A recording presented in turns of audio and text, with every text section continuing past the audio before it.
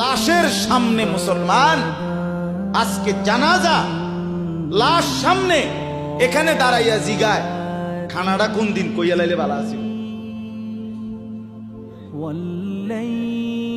কি আহা মানুষ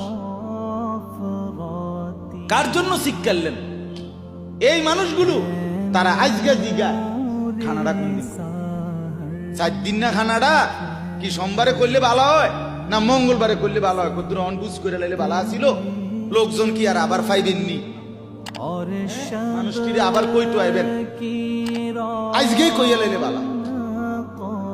ফলে জানাজার লাশের সামনে দাঁড়াইয়া আগে কইয়া লাই, সবাই খেয়াল রাখেন সোমবারে খানা।